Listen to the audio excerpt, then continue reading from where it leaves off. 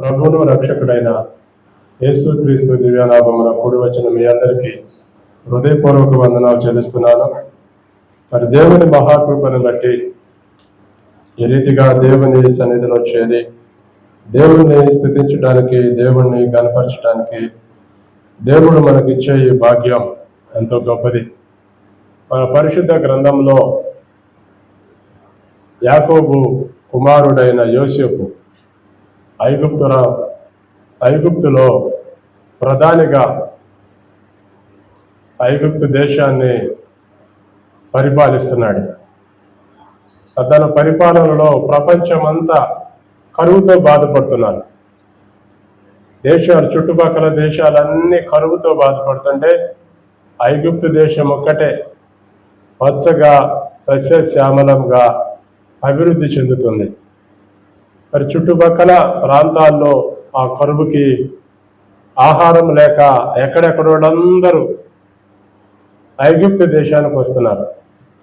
ఐగుప్తు దేశంలో ధాన్యం ఉందని యాకోబుకి వినబడినప్పుడు యాకోబు తన కుమారులను ఐగుప్తు దేశానికి పంపించాడు ధాన్యం తీసుకురావటానికి.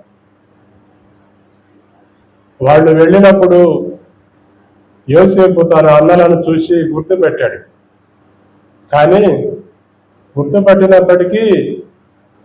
గుర్తుపట్టనట్లుగా వాళ్ళతో మాట్లాడి వాళ్ళని చాలా రకాలుగా రాజుగా మాట్లాడి భయపెట్టాడు. తన తమ్ముడిని తన దగ్గరే పెట్టుకుని వారిని ఎంతగానో భయపెట్టడం అక్కడ మనం చూస్తాం. ఏది ఏమైనప్పటికీ యోసేపు ఆఖరికి తనను తాను బయలుపరుచుకున్నాడు. నేను ఎవరో కాదు, మీ తమ్ముడైన యోసేపుని అని చెప్పాడు. చెప్పగానే అన్నలందరూ భయపడిపోయారు. ఎందుకు భయపడ్డారు? ఈ యోసేపుని మనమే బానిసగా అమ్మేశాం, వీడిని చంపాలని ప్రయత్నం చేశాం, వీడిప్పుడు మనకంటే గొప్పవాడైపోయాడు, ఈ దేశానికే ఫరో తర్వాత ఫరో అయిపోయాడు, వీడిప్పుడు మనల్ని చంపుతాడేమో భయపడ్డారు. భయపడితే యోసేపు అన్నాడు, నేను దేవునికి భయపడేవాడిని. దేవునికి భయపడేవాడు అందరికీ భయభక్తులతో బ్రతుకుతాడు. అతను దేవునికి భయపడ్డాడు కనుక తన అన్నదమ్ములను చేర్చుకుని వారికి ఐగుప్తు దేశంలో మంచి స్థానాన్ని ఇచ్చాడు. మనం కూడా దేవుని యందు భయభక్తులు కలిగి ఉంటే మేలు చేస్తాం, శత్రువుకైనా మేలు చేస్తాం, కీడు చేయలేం. కానీ ఈ రోజుల్లో మనం చాలా మందిని దేవుని భయం లేక కీడు చేసే వాళ్ళగానే ఎక్కువగా మనం జీవిస్తున్నాం, ఎక్కువగా బ్రతుకుతున్నాం. అందుకనే దేవుడు ఏం చెప్తాడంటే, మేలు చేయువాడు దేవుని సంబంధి, కీడు చేయువాడు దుష్టుని సంబంధి అని వాక్యంలో చెప్తాడు. కనుక దేవుని బిడలము అని చెప్పుకునే మనం ఈ లోకంలో దేవుని బిడలు ఎలా ఉంటారు అనేది నువ్వు చూపించాలి. అదే నీ బాధ్యత. నువ్వు ఎప్పుడైతే నేను దేవుని బిడను అని చూపిస్తావో లోకం నిన్ను బట్టి దేవునికి మహిమ వచ్చేటట్లుగా ఉండాలి. కానీ మనలను బట్టి ఈ లోకంలో దేవునికి అవమానమే వస్తుందేమో. మిమ్మల్ని బట్టే కదా నా నామము అన్ని జనుల మధ్య దూషణ పాలవుతుంది అన్నాడు దేవుడు. అంటే దేవునికి మహిమ రావాలన్నా మీ చేతుల్లోనే ఉంది, దేవునికి చెడ్డ పేరు రావాలన్నా మీ చేతుల్లోనే ఉంది. అందుకని ఈ లోకంలో ఉండే మనం దేవుని యందు భయం కలిగి భక్తి కలిగి మన జీవితాన్ని కొనసాగిస్తే మనం అనేకమైన వాళ్ళకి మేలు చేయటమే కాదు, అనేకమైన వారిని దేవునిలోని కూడా నడిపించగలుగుతాం. కనుక మనం చదువుదాం మన పరిశుద్ధ గ్రంథంలో నుండి లూకా సువార్త 23వ అధ్యాయం 40వ వచనాన్ని చదువుదాం. అయితే రెండవ వాడు వారిని గద్దించి, నీవు అదే శిక్షా విధిలో ఉన్నావు కనుక దేవునికి భయపడవా. చాలు. ఇక్కడ మనం చదువుతున్న ఈ వాక్య భాగంలో అయితే రెండో వాడు వారిని గద్దించి నీవు అదే శిక్ష విధిలో ఉన్నావు గనక దేవునికి భయపడవా. ఇక్కడ మనం చదువుతున్న ఈ వాక్య భాగంలో ముగ్గురికి సిలువేశారు. ముగ్గురిని యేసు ప్రభు మధ్యలో సిలువేయబడి ఉన్నాడు. ఎడవ పక్క ఒకటి సిలువేయబడి ఉన్నాడు, కుడి పక్క ఒక సిలువేయబడి ఉన్నాడు. ఈ ఎడవ పక్క ఉన్నవాడు ఏమంటే యేసయ్యతో చెప్తున్నాడు. ఏమని చెప్తున్నాడు? వేలాడబడిన నేరస్తులలో ఒకడు ఆయనను దూషించుచు నీవు క్రీస్తువు కదా, నిన్ను నీవు రక్షించుకొనుము, నన్ను కూడా రక్షించమని చెప్పాను. దూషించుచు. ఏమండి దేవుని భయం లేనివాడు దేవుణ్ణి దూషిస్తాడు, దేవుణ్ణి హేళన చేస్తాడు, దేవుణ్ణి ఏమండి ఎక్కిరిస్తా ఉంటాడు. వాడి పని ఏంటంటే దేవుణ్ణి నిందించటమే. ఈ లోకంలో మనం కూడా అంతే. దేవుని భయం లేకుండా విచ్చలవిడిగా తిరిగేవాళ్ళు, విచ్చలవిడిగా మాట్లాడేవాళ్ళు, విచ్చలవిడిగా ప్రవర్తించేవాళ్ళు ఏమంటే దేవుణ్ణి దూషించే వాళ్ళే అవుతారు. దేవునికి అవమానకరంగా బ్రతికే వాళ్ళే అవుతారు. ఈ ఎడమ పక్కన్న దొంగ దేవుణ్ణి దూషిస్తున్నాడు. ఏమండి దేవుణ్ణి అవమానపరుస్తున్నాడు, దేవుణ్ణి నిందిస్తున్నాడు. మళ్ళీ వీడు ఎక్కడున్నాడు? భూమి మీద లేడు, సిలువలో ఉన్నాడు వీడు కూడా. ఏమండి ఇంకా కొన్ని గంటల్లో చావబోతున్నాడు. ఏమండి అంత బాధలో ఉన్నా కూడా, అంత కష్టంలో ఉన్నా కూడా, చావు బతుకుల్లో ఉన్నా కూడా చాలా మందికి పాదు. గర్వం నెత్తి మీద ఉంటే పాదు, అహంకారం మనసులో ఉంటే పాదు. ఏమండి వీడికి అలాంటి మనసే. ఏమండి చిత్రహింసలు పెట్టి, ఏమండి కొరడా దెబ్బలు కొట్టి ఆఖరికి సాగు బతుకుల్లో ఉంటే వాడికి మంచి మాటలు రాట్లా వాడి మనసులో నుంచి. ఏమండి ప్రేమ కలిగిన మాటలు రాట్లా, దయ కలిగిన మాటలు రాట్లా. ఏమండి చాలా మంది చావుపోయేటప్పుడు కూడా దూషించి మరీ చచ్చిపోతున్నారు కాబట్టి ఇక్కడ మనం అదే చదువుతున్నాం. ఏమంటే మళ్ళీ చదవండి ఆ మాట. వేలాడబడిన ఆ నేరస్తులలో ఒకడు ఆయనను దూషించుచు నీవు క్రీస్తువు కదా, నిన్ను నీవు రక్షించుకొనుము, నన్ను కూడా రక్షించమని. ఆడికి తెలుసు ఈయన క్రీస్తుని, ఆడికి తెలుసు ఈయన రక్షకుడని, దేవుడని తెలిసి కూడా దూషిస్తున్నారు. యేసయ్య దేవుడని నీకు తెలిసి కూడా నువ్వు ఆయనకి అవమానకరంగా బ్రతుకుతున్నావు. ఏమండి యేసయ్య నా దేవుడని చెబుతున్నావు, నా రక్షకుడని చెబుతున్నావు, నా విమోచకుడని చెబుతున్నావు, నేను ఆయన నమ్ముకున్నానని చెబుతున్నావు. అయినా నువ్వు లోకంలో ఆయనకు అవమానకరంగా బ్రతుకుతున్నావు. అది దోషణ కదా? అది ఆయన నిందించినట్లు కాదా? నేను దేవుని కుమారుణ్ణి అని చెప్పుకునేవాడు ఈ లోకంలో ఎలా బ్రతకాలి, ఎలా జీవించాలి, ఎలా ఉండాలి? దేవుడు నన్ను చూస్తున్నాడు కనుక నేను భయముతో బ్రతకాలి, భక్తితో బ్రతకాలి. అదే తీర్మానం చేసుకుని ఏమండి ఈ లోకంలో మనము ఒక మాదిరిగా బ్రతకాలి. అది దేవుడు నీ నుంచి ఏం కోరుకుంటాడు? దేవుడు మన నుంచి ఏం కోరుకుంటాడండి? నువ్వు యథార్థంగా బ్రతకటం కోరుకుంటాడు, నువ్వు నీతిగా బ్రతకటం కోరుకుంటాడు. అంతకంటే దేవుడు నీ దగ్గర నుంచి ఏది ఆశించడు. దేవుడు మన దగ్గర నుంచి ఆశించేది అదొక్కటే. కానీ మనమేమో ఏమండి దేవుణ్ణి దూషించే వారిగా ఉంటున్నాం, దేవుణ్ణి అవమానపరిచే వారిగా ఉంటున్నాం. ఈ రోజుల్లో చాలా మంది ఎలాంటి పరిస్థితులు ఎదుర్కొంటున్నారు. కనుక మనం ఒకటే నేర్చుకుందాం. ఇక్కడ మనం అదే చదువుతున్నాం. ఏమన్నా అయితే రెండవ వాడు వారిని గద్దించి నీవు అదే శిక్షా విధిలో ఉన్నావు గనక దేవునికి భయపడవా? మనకైతే ఇది న్యాయమే, మనము చేసిన వాటికి తగిన ఫలము పొందుతున్నాము కానీ ఈయన ఏ తప్పిదమును చేయలేదని చెప్పాను. మనకైతే ఇది న్యాయమే. మనం ఎందుకంటే దొంగలుగా ఉన్నాం, దోచుకునే వారిగా ఉన్నాం, అన్యాయస్తులుగా ఉన్నాం, అక్రమస్తులుగా ఉన్నాం, మోసాలు చేస్తున్నాం. మనం చేసిన తప్పుకి మనకి శిక్ష వచ్చింది. ఏమంటే రెండో వాడు చెబుతున్నాడు, కుడి పక్కన ఉండేవాడు, కుడి పక్కన ఉన్న రెండో దొంగ ఏం చెబుతున్నాడు? మనకైతే ఇది న్యాయమే. మనం చేసిన మన తప్పులను బట్టి, మనం చేసిన మన పాపాలను బట్టి మన మీదకి ఈ శిక్ష వచ్చింది. అయితే మనం దేవుణ్ణి వేడుకోవాలి.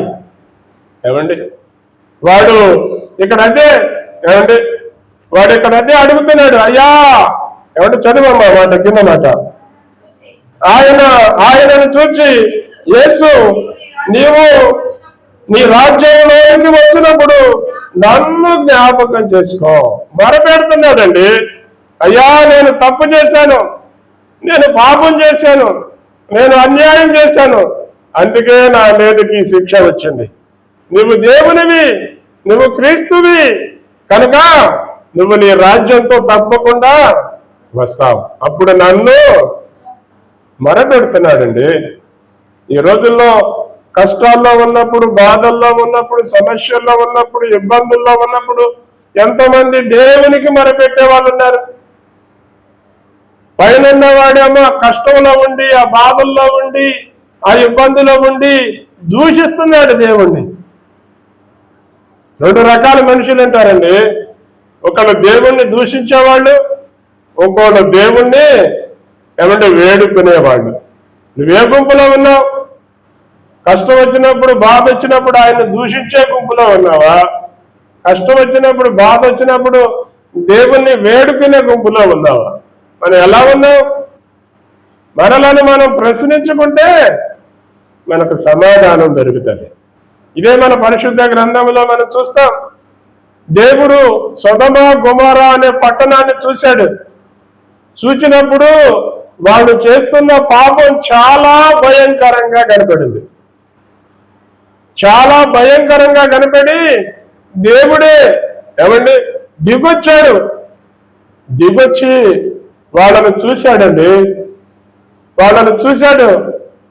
వాళ్ళను చూస్తే వాళ్ళు అక్రమాస్తులుగా ఉన్నారు, దుర్మార్గులుగా ఉన్నారు, అహంకారులుగా ఉన్నారు, వ్యభిచారులుగా ఉన్నారు. ఏమండి ఆ సొదొమ గొమొర పట్టణం అంతటిని పూర్తి చేయాలనుకున్నాడు. కానీ అబ్రహాం అనే ఒక భక్తిపరుడు ఉన్నాడు, నీతిమంతుడు ఉన్నాడు. అతడు ఒక్క కుటుంబం కొరకు ప్రార్థన చేశాడు. దేవా 50 మంది ఉంటే బ్రతికిస్తావా? 20 మంది ఉంటే, 10 మంది ఉంటే ఏమండి 50 సంఖ్య పెట్టుకుని ఏమండి 50 మంది ఉంటే, 40 మంది ఉంటే, 30 మంది ఉంటే, 20 మంది ఉంటే, 10 మంది ఉంటే బ్రతికిస్తావా? 10 మంది కాదు కదా, ఒక్కడుకోండి. నువ్వు మొరపెడుతున్నావు ఏమండి నీ కుటుంబం కోసం ఎంత మొరపెడుతున్నావు? ఎంత మొరపెడుతున్నారండి? మన పిల్లలు మన కళ్ళ ముందే పాడైపోతుంటే, తాగుళ్ళకి వ్యసనాలు అయిపోతుంటే, దొంగతనాలకు వ్యసనాలు అయిపోతుంటే, హంతకులుగా మారిపోతుంటే ఎంతమంది అయ్యా కరుణించు, దయ చూపించు, రక్షించు అని కేకలేసేవాళ్ళు ఎంతమంది ఉన్నారు? ఇక్కడ అబ్రహాము ప్రార్థన చేస్తే దేవుడు లోతు ఇంటికి వెళ్ళాడు.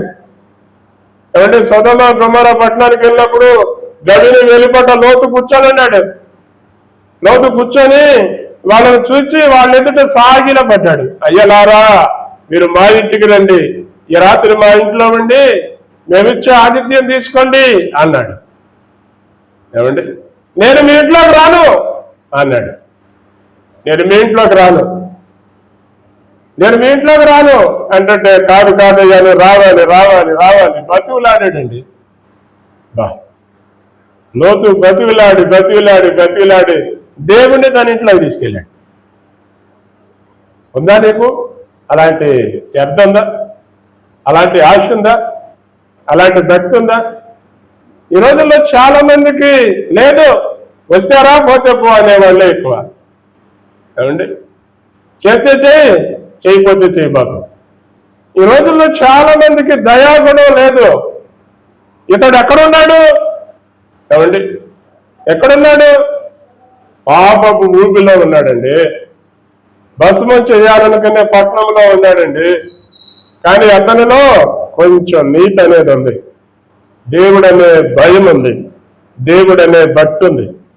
అందుకనే దేవుడు తన దగ్గరికి వచ్చినప్పుడు దేవుణ్ణి ఏమండి బ్రతిమలాడుకొని తన ఇంటికి తీసుకెళ్ళాడు.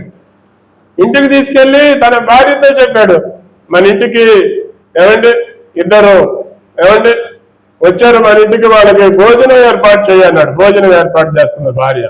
అంతలోకి ఆ గ్రామంలో ఉన్న చిన్నలు పెద్దలు అందరూ లోతు ఇంటికి వచ్చారు. లోతు ఇంటికి వచ్చి, లోతు ఇదిగో నీ ఇంటికి ఇద్దరు మనుషులు వచ్చారు, వాళ్ళిద్దరిని తీసుకెళ్ళి మేము వాళ్ళతో పాపం చేయాలి. భయం లేదండి ఈ రోజుల్లో మనుషులకి, భయం లేదు. వాళ్ళతో మేము పాపం చేయాలంటున్నారండి. అసలు ఎలాది? ఏమండి, ఈ రోజుల్లో చాలా మందికి భయం లేదు. వాళ్ళతో మేము పాపం చేయాలి అని అన్నప్పుడు ఏమండి లోతు కూడా భయపడ్డాడు. ఏమంటే అక్కడ మాట నేను చెప్పలేను, కానీ లోతు అక్కడ వాడబోలేని పదం వాడాడు. ఆ పదం లోతు వాడటం తప్పే. నాకు ఇద్దరు కుమార్తెలు ఉన్నారు, వారు పురుషుని ఎరగని వారు, వారితో మీ ఇష్టం వచ్చినట్లు చేయండి. ఆ పదం వాడకూడదు, కానీ అతడు వాడాడు. ఏది ఏమైనప్పటికీ దేవుడు వాళ్ళకి ఏమండి అంధత్వాన్ని కలిగి చేశాడు. గుడ్డోళ్ళు అయిపోయారు. లోతు ఎక్కడుందో వాళ్ళకి కనపడలే. అందరూ గుడ్డోళ్ళు అయిపోయి తవుళ్ళాడుతున్నారు. తవుళ్ళాడుతుంటే లోతుని ఏమంటే వాళ్ళందరినీ లోపల పెట్టి ఇంట్లో వచ్చారు. ఆ రాత్రి అంతా వాళ్ళు ఇంట్లో ఉన్నారు. వీళ్ళు ఆ రాత్రి అంతా లోతు ఇల్లు ఆడందో ఎతుకుతున్నారు. తెల్లారు పొద్దున్నే లేచేసరికి దేవుడు చెప్పాడు, ఏమంటే లోతు ఇదిగో నేను ఈ పట్టణాన్ని బూడిద చేయబోతున్నా, ఈ పట్టణాన్ని కాల్చైపోతున్నా, కనుక నీ వాళ్ళు ఎవరున్నారు, నీ అల్లుళ్ళు ఏమంటే నీ కూతుళ్ళు నీ బంధువులు నీకు ఎవరు ఉన్నారో వాళ్ళందరిని తీసుకుని ఈ ఊరు వదిలిపెట్టదుకో ఆ పట్టణానికి వెళ్ళిపో అన్నాడు. నువ్వు వెళ్ళిపోయే వరకు ఏమంటే నేను ఈ గ్రామాన్ని ఏం చేయను, కనుక నువ్వు వెళ్ళిపో అన్నాడు. ఏమంటే తడువు చేస్తున్నాడు, అయినా కూడా వాళ్ళు రావట్లా. వెళ్ళారు, లోతు వెళ్ళాడు. అయ్యా అల్లుళ్ళారా, దేవుడు ఈ పట్టణాన్ని కాల్ చేయబోతున్నాడు, బూడిద చేయబోతున్నాడు, రెండయ్యా మాతో పాటు రెండు వీళ్ళు కూడా బతుకుతారంటే వాళ్ళు నవ్వారు. నవ్వారండి, నవ్వారు, హేళన చేశారు. లాభం లేదని చెప్పి ఏమంటే ఆ దేవదూతలు లోతు చెయ్యి, లోతు భార్య చెయ్యి, ఏమండి ఇంకో దేవదూత ఏమండి లోతు కుమార్తె, ఒక చిన్న కుమార్తె చెయ్యి, పెద్ద కుమార్తె చెయ్యి, వీళ్ళిద్దరిని నలుగురిని కొట్టుకొని తీసుకుని ఊరు ఎలబడి పెట్టేసి వీళ్ళు వెళ్ళిపోండి, వెనక్క తిరగకుండా వెళ్ళిపోండి అన్నాడు. వెనక్క తిరగొద్దు, వెనక్క తిరిగారా వీళ్ళు ఉప్పు స్తంభం అయిపోతారని చెప్పాడు. ఉప్పు స్తంభం అయిపోతారు, కనుక మీరు వెనక్క తిరగకుండా మీరు వెళ్ళిపోండి ఆ పట్టణానికి అని అన్నాడు. అన్నప్పుడు లోతు ఏమన్నాడు, అయ్యా నేను ఆ పట్టణం వెళ్ళలేను, ఇదిగో సోయలేడు చిన్న గ్రామం 700 దీనికి వెళ్తా అన్నాడు. సరే ఎక్కడికి వెళ్ళు అన్నాడు. వాళ్ళు ఆడికి వెళ్ళినాక ఏమండి వాళ్ళు వెళ్తూ ఉండగా దేవుడు అగ్నిగంధకాలు ఆకాశం నుంచి కురిపించి సొదొమ గొమొర పట్టణాన్ని భస్మం చేస్తుంటే లోతు భార్య వెనక్కి తిరిగి చూసింది. అంతే, లోతు భార్య వెనక్కి తిరిగి చూసి ఉప్పు స్తంభం అయిపోయింది, శిలగా మారిపోయింది. దేవుడు మాట అన్నాడంటే అది 100% జరిగింది. అందుకని ఈ లోకంలో బ్రతికే మనం దేవునికి భయపడి బ్రతకాలి. ఎందుకంటే దేవుడు మనల్ని చూస్తున్నాడు, దేవుడు నన్ను చూస్తున్నాడు, కనుక నేను చాలా జాగ్రత్తగా బ్రతకాలి అనే ఆలోచన నీకు రావాలి. ఏమండి ఒక దూత నీ వెనకే తిరుగుతున్నాడు. దేవుడు ఒక దూతను నీకు కాపలా పెట్టాడు. తెలుసా నీకు? మన కీర్తనల్లో ఎప్పుడు చదువుతూ ఉంటాం ఏమండి, ఒక దూత ఎప్పుడు నీకు కాపలా ఉంటాడు. అప్పుడు నువ్వు ఎలా ఉండాలి? నువ్వు రాసి చెప్పే నీ మాటలన్నీ ఏమండి అన్నీ ఏమండి వీడియో అవుతున్నాయి అక్కడ. కనుక మనం జాగ్రత్తగా బ్రతకాలి. కీర్తనలోనే రాస్తాడు ఇంకోచాట, మా రహస్య పాపములు నీ ముఖ కాంతిలో కనబడుచున్నవి. నువ్వు పుట్టిన మొదలుకొని చచ్చేదాకా నువ్వు చేసేదంతా వీడియో తీయబడుతుంది. నువ్వు ఏడకు తప్పించుకోలేవు. అందుకని లోకంలో ఉండగా ఏమంటే యేసేపు ఏమన్నాడు? నేను దేవునికి భయపడేవాడిని, నేను దేవుడికి భయపడేవాడిని కనుక ఈ లోకంలో నీతిగా బ్రతకాలి, యథార్థంగా బ్రతకాలి అని తన భక్తి జీవితాన్ని కొనసాగించాడు. ఇదే మన పరిశుద్ధ గ్రంథంలో ఒక మంచి మాట చదువుతానే ముగించేస్తా. నిర్గమకాండం 1వ అధ్యాయం, నిర్గమకాండం 1వ అధ్యాయం 21వ వచనాన్ని చదువుదాం. ఆ మంత్రసానులు దేవునికి భయపడినందున ఆయన వారికి వంశాభివృద్ధి కలుగజేసెను. ఏమండి, ఆ మంత్రసానులు దేవునికి భయపడ్డారు. ఏమండి, దేవునికి భయపడినందున దేవుడు వాళ్ళకే ఇచ్చాడంట వంశాభివృద్ధి. ఏంటి? ఏమంటే వాడికి ఇచ్చిన ఆజ్ఞ ఏంది? ఏమంటే ఫరో ఆ మంత్రసానులకు ఇచ్చిన ఆజ్ఞ ఏంటంటే, ఇదిగో ఇక్కడున్న ఈ హెబ్రీల్లో ఎవ్వరూ మగపిల్లల్ని ఏమంటే కంటే బతకనివ్వద్దు అని ఫరో రాజు ఆజ్ఞాపించాడు. ఫరో ఏమంటే యోసేపు తర్వాత తెలియని ఒక రాజు వచ్చి ఏమంటే ఇజ్రాయేలీలను చిత్రహింసలు పెట్టి చంపుతున్నారు, ఎట్టి చాకిర్లు చేసుకుంటున్నారు. ఏమంటే వీళ్ళ సైన్యం ఎక్కువైపోతుందని వీళ్ళ జనాభా. ఫరో ఇజ్రాయేలీల మీద ద్వేషం పెంచుకొని ఇజ్రాయేలీలో ఎవరైనా సరే మగ పిల్లలను కంటే వాళ్ళని చంపేయండి అని ఆజ్ఞ జారీ చేశాడు. ఆజ్ఞ జారీ చేశాడండి. ఆజ్ఞ జారీ చేస్తే వీళ్ళు ఏం చేశారు? ఏమండి, ఫరోకి భయపడ్డా, దేవునికి భయపడ్డారు. ఫరోకి తెలిస్తే వీళ్ళు చంపుతాడు. ఫరో అప్పటికి అడిగాడు, ఎందుకు వీళ్ళు ఇంతమంది మగపిల్లలు బ్రతకనిచ్చాడు అని అడిగాడు. ఆ మంత్రసాలను అడిగితే, అయ్యా హెబ్రీ స్త్రీలు చాలా సురికైన వాళ్ళు అయ్యా, మేము వెళ్ళేసరికే వాళ్ళు పిల్లల్ని కనేశారు.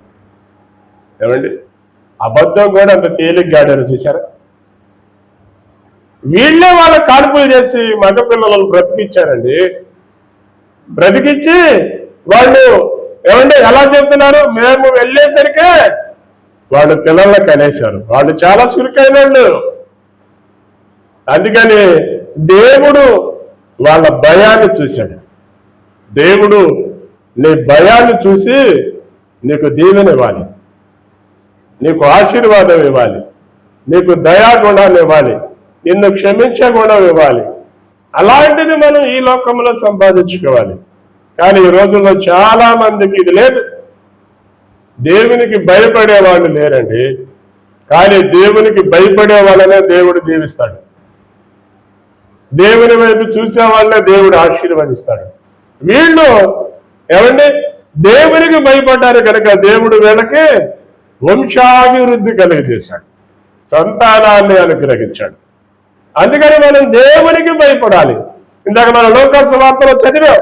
ఏమండి, లోకాసు వార్తలో చదివితే వాడు దేవునికి మొరపెట్టాడు, అయ్యా ఆయనను చూచి యేసు నీవు నీ రాజ్యంలోనికి వచ్చినప్పుడు నన్ను జ్ఞాపకం చేసుకొనమన్నాను. అందుకాదున వాళ్ళతో నేడే నీవు నాతో పరదేశిలో ఉంటావు. వాడు దేవునికి భయపడ్డాడు, దేవుని పాదాలు పట్టుకుని గోచాడాడు, అయ్యా నీవు క్రీస్తువి, అయ్యా నీవు దేవుడివి, అయ్యా నీవు రక్షకుడివి, నీవు ఏ తప్పు చేయలేదు, అయినా నీకు శిక్ష పడింది. కానీ నేను తప్పు చేశాను, నేను పాపం చేశాను, నేను అన్యాయం చేశాను, అందుకే నా మీదకి ఈ శిక్ష వచ్చింది. కనుక దయతో నన్ను క్షమించి నన్ను జ్ఞాపకం చేసుకో అన్నాడంతే. ఏమండి, చచ్చిపోయే టైంలో దేవుని వైపు తిరిగి పరమేశుని సంపాదించుకున్నాడు. దేవునికి స్తోత్రం. చచ్చిపోయే టైంలో పరమేశుని సంపాదించుకున్నాడండి. వాడు గనక నోరు మెదకపోతే, వాడు గనక మాట్లాడకపోతే, వాడు గనక వేడుకోకపోతే, వాడు గనక పశ్చాత్తాపడకపోతే వాడు నరకానికే పోయాడు. నువ్వు కూడా మాట్లాడకుండా, ఏమంటే పశ్చాత్తాపడకుండా, దేవుని సన్నిధిలో ప్రార్థన చేయకుండా, దేవుని సన్నిధిలో తగ్గించుకోకుండా, దేవుడంటే భయం లేకుండా, భక్తి లేకుండా బ్రతికితే మన పరిస్థితి ఏంటి? మన పరిస్థితి ఏంటి? అందుకని నీవు దేవునికి భయపడవా? యోసేపు అంటున్నాడు, నేను దేవునికి భయపడేవాడు. మంత్రసారులు అంటున్నారు, మేము దేవునికి భయపడతాం. కుడి పక్కన్న తంగ అంటున్నాడు, నేను దేవునికి భయపడతాను. దేవునికి భయపడే వాళ్ళనే దేవుడు దగ్గర చేర్చుకుంటాడు, వారికి పరలోకాన్ని ఇస్తాడు. దేవునికి భయపడని వాళ్ళని నిత్య నరకానికే అప్పగిస్తాడు. కనుక ఈ రాత్రికాల సమయమున దేవుని సన్నిధిలో ఉండే మనం దేవునికి భయపడదాం. దేవునికి ఏమంటే మంచి ప్రీతికరమైన భక్తి జీవితాన్ని జీవించినట్లు ఏమంటే మనము చిన్న ప్రార్థన చేద్దాం. ఈ రాత్రికాల సమయమున దేవుని సన్నిధిలో ఉన్న మనం ఒక చిన్న ప్రార్థన చేద్దాం. చిన్న ప్రార్థన చేద్దాం. ఆ సొదొమ గొమొర్రా ప్రజలు భయం లేని వారిగా, మీ దగ్గరకు వచ్చిన ఇద్దరు మనుషుల్ని తీసుకురండి, మేము వాళ్ళతో పాపం చేయాలి. భయం లేని మనుషులు, భయం లేని మనుషులు నరకానికే వెళ్ళిపోతారు. భయం కలిగిన వాడు, భక్తి కలిగిన వాడు దేవుని వైపు చూసి తనను తాను సరిచేసుకుంటాడు. నీవు భయం కలిగిన వ్యక్తివైతే నిన్ను నీవు సరి చేసుకోవటానికి దేవుడు నీకు ఇస్తున్న అవకాశం. యేసయ్య ఆ ఇద్దరు దొంగలతో పాటు సిలువేయబడ్డాడు. వాడిద్దరికి మంచి అవకాశం వచ్చింది. ఎడం పక్కన ఉన్నవాడు దూషించాడు, కుడి పక్కన ఉన్నవాడు పశ్చాత్తాపడ్డాడు. నువ్వు ఎడం పక్కన ఉన్నావా, కుడి పక్కన ఉన్నావా? నువ్వు దూషిస్తున్నావా, పశ్చాత్తాపడుతున్నావా? ఎలా ఉంది నీ జీవితం? ఎలా ఉంది నీ భక్తి విధానం? ఇప్పటికైనా నిన్ను నీవు సరి చేసుకోవటానికి ప్రయత్నం చేయి. దేవుని వైపు చూడు, ఆయన నీకు సహాయం చేస్తాడు. మహాపరిశుద్ధుడు అయినా మా తండ్రి, పరలోకమందున్న మా ప్రభువా, పరిశుద్ధ పుణ్యపాదములకు స్తుతులు స్తోత్రములు వందనాలు చెల్లిస్తున్నాము తండ్రి. మా తండ్రి, సర్వశక్తిమంతుడా, సర్వోన్నతుడా, గొప్పదేవుడా, మా రక్షకుడా యేసయ్య, స్తోత్రాలు వందనాలు చెల్లిస్తున్నాను నాయన. ఈ రాత్రికాల సమయమున మీ వాక్యంలో నుండి మీరు మా అందరితో మాట్లాడారు ప్రభువా, స్తోత్రాలు వందనాలు. రాత్రికాల సమయమున కూడి వచ్చిన ప్రతి ఒక్కరిని మీరు దర్శించండి.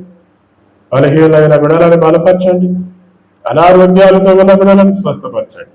ఈ సన్నిధి మీ సమాధానం ప్రతి ఒక్కరిని మీరు నింపి పేరు పేరున దీవించి ఆశీర్వదించి మహిమ పొందమని యేసు క్రీస్తు నామమున అడుగుచున్నాము తండ్రి, ఆమేన్. ఇప్పుడు మన తండ్రి అయిన దేవుని దయయు, ఆయన కుమారుడైన యేసు క్రీస్తు యొక్క కృపయు, పరిశుద్ధాత్ముని అన్యోన్య సహవాసము, సమాధానము, సంపూర్ణ దీవెన ఇప్పుడును ఎల్లప్పుడును దేవుని మహాకృప మనకును మన కుటుంబాలకును సకల పరిశుద్ధులకును సదాకాలం తోడైయుండి నడిపించి దీవించి ఆశీర్వదించునుగాక. ఆమేన్, ఆమేన్, ఆమేన్. మీ అందరికీ వందనాలు.